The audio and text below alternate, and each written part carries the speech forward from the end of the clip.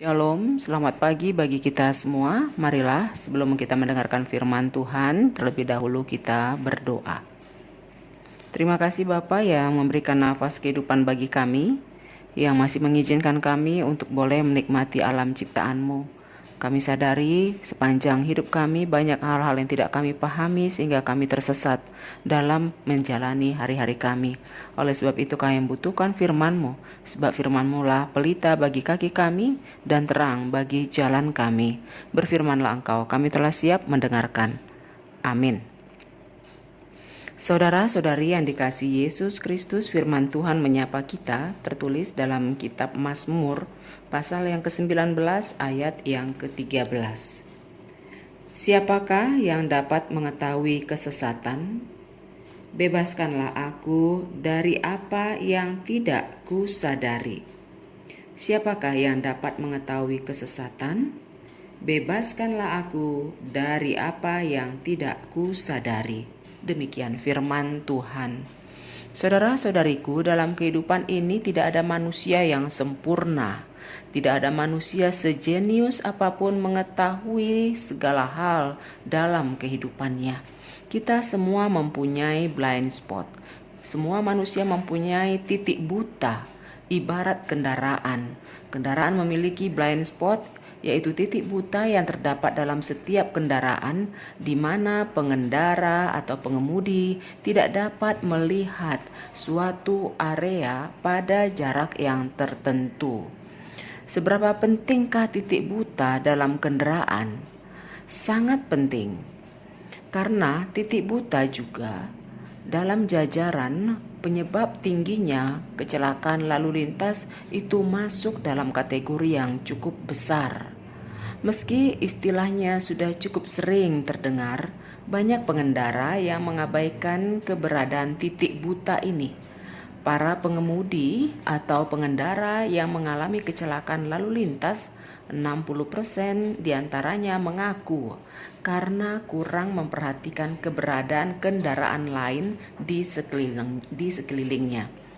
Sebagai informasi, titik buta antara satu kendaraan dengan kendaraan lain berbeda-beda.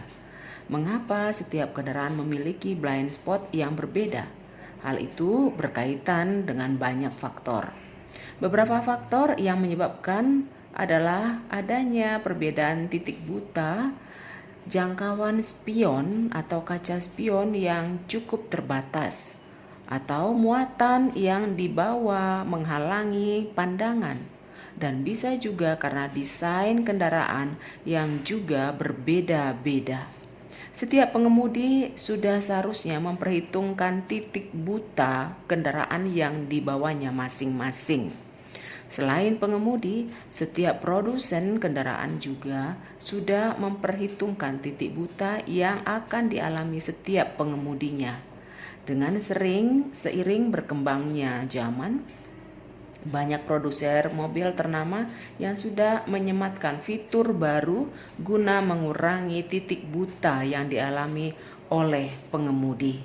Saudara-saudariku, dalam kehidupan ini juga kita semuanya mengalami hal-hal yang sangat terbatas untuk mengetahui hal-hal di sekeliling kita.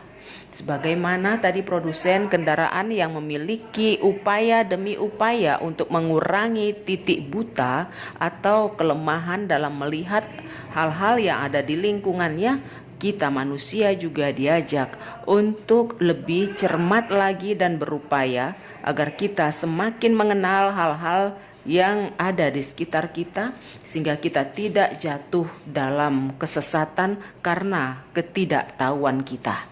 Namun sesempurna apapun upaya manusia, dia tetap tidak akan mampu untuk melakukan pengendalian dan melindungi dirinya sendiri. Maka dari itu benarlah apa yang disebutkan dalam doa Bapa kami masuk dalam permintaan ke-7 yang mengatakan, tetapi lepaskanlah kami dari yang jahat. Maksudnya adalah kita meminta di dalam doa agar kita terlebih dahulu memohon kepada Tuhan untuk melindungi kita dari setiap kejahatan-kejahatan. Sebab kejahatan-kejahatan yang terjadi di muka bumi ini terhadap setiap manusia itu bisa saja mengenai tubuhnya dan juga mengenai rohnya. Dan godaan-godaan yang ada di atas muka bumi ini sangat beragam sekali, yaitu godaan kekayaan, kedudukan, dan juga harta benda, dan juga penderitaan-penderitaan. Itu membuat kita menjadi tergoda melakukan hal-hal yang sesat. Maka dari itu kita diingatkan pada saat ini agar kita memohon kekuatan dari Tuhan untuk mengetahui hal-hal yang bisa menyesatkan dan membahayakan diri kita, jiwa kita, sehingga kita dibebaskan dari hal-hal yang membahayakan jasmani dan rohani kita. Bukan hanya kita juga harus peduli kepada anak-anak, keluarga, dan orang-orang di sekitar kita.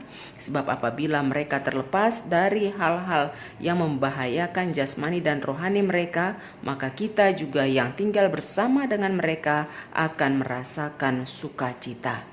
Biarlah jemaat yang dikasihi Yesus Kristus, masing-masing kita membenahi diri kita supaya kita tidak terjatuh dalam kesesatan, agar kita mendatangkan sukacita di dalam kehidupan kita dan orang-orang di sekitar kita. Terlebih lagi agar perilaku kita ini berkenan di hadapan Allah. Amin. Kita berdoa. Terima kasih Bapa yang kami sembah, di dalam nama anak-Mu Yesus Kristus, dan yang senantiasa berkuasa dalam Roh Kudus yang menjaga kami, memelihara kami, sehingga dalam kelemahan-kelemahan kami ini Kau lepaskan kami dari hal-hal yang menyesatkan jiwa dan raga kami.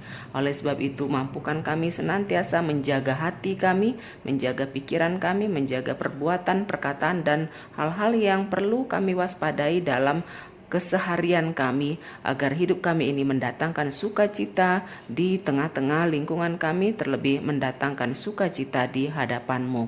Bapa yang Maha Pengasih, lindungi, jagai, dan berkatilah kami. Amin.